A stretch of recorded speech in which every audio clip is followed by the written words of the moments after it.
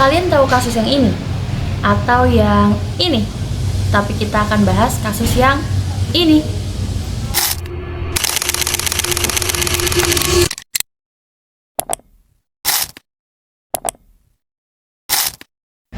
Assalamualaikum warahmatullahi wabarakatuh.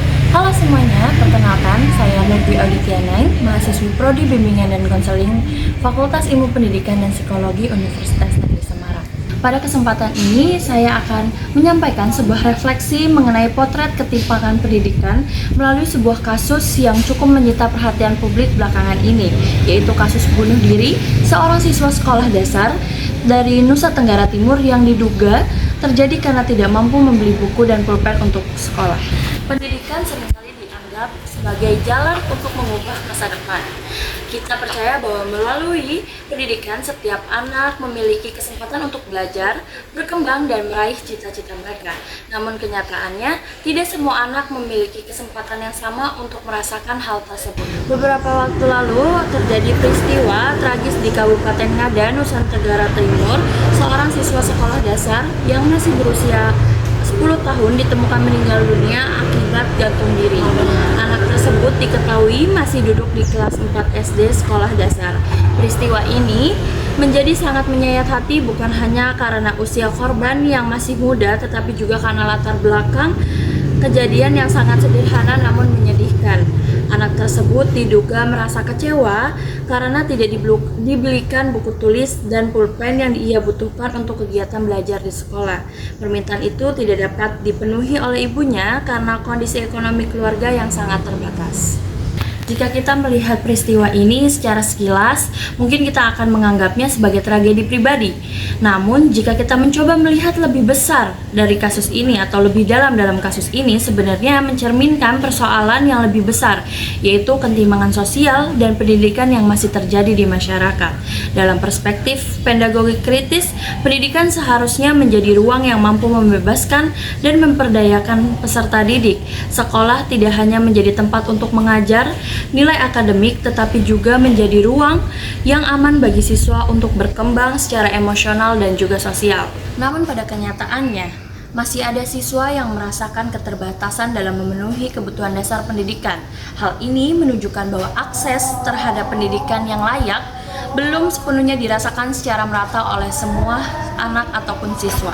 Kasus ini juga mengingatkan kita bahwa kesehatan mental siswa merupakan hal yang sangat penting dalam dunia pendidikan.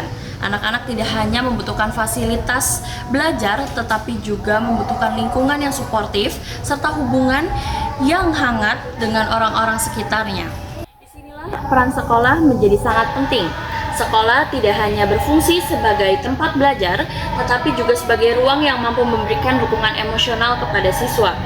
Guru dan konselor sekolah memberikan dukungan emosional bagi siswa, memiliki peran besar dalam menciptakan lingkungan yang membuat siswa merasa aman untuk berbicara dan menyampaikan kesulitan yang mereka alami.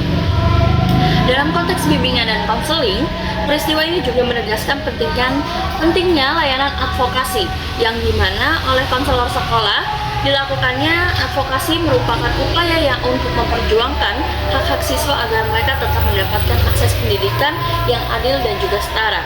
Selain itu, pendekatan mediasi juga perlu untuk dilakukan. Untuk apa? Dalam membantu membangun komunikasi yang lebih terbuka antar siswa, keluarga, dan juga pihak-pihak sekolah. Dengan komunikasi yang baik, berbagai permasalahan yang dihadapi siswa dapat dideteksi lebih awal dan diselesaikan secara lebih konstruktif. Pada akhirnya, tragedi ini menjadi pengingat buat kita bahwa pendidikan itu bukan tentang hanya kurikulum dan juga prestasi akademik, tetapi juga mensejahterakan siswa. Pendidikan juga tentang kepedulian, empati, dan juga keadilan sosial. Selanjutnya, jika kita benar-benar ingin menciptakan sistem pendidikan yang lebih baik, maka kita perlu memastikan bahwa setiap anak merasa dilihat, didengar, dan juga didukung. Tidak boleh ada anak yang merasa sendirian dalam menghadapi kesulitan mereka. Namun pada akhirnya, pendidikan yang sesungguhnya adalah pendidikan yang mampu menjaga harapan setiap anak bangsa, yang dimana harapan tersebut yaitu bisa belajar dengan baik, bermimpi, dan bercita-cita. Sebelumnya, saya ucapkan terima kasih, mohon maaf apabila ada kekurangan di setiap yang saya sampaikan. Semoga teman-teman siapapun yang bisa melihat ini semakin terbuka akan pendidikan dan ketimpangan yang terjadi di negara kita. Akhiri, wassalamualaikum warahmatullahi wabarakatuh. Terima kasih, bye.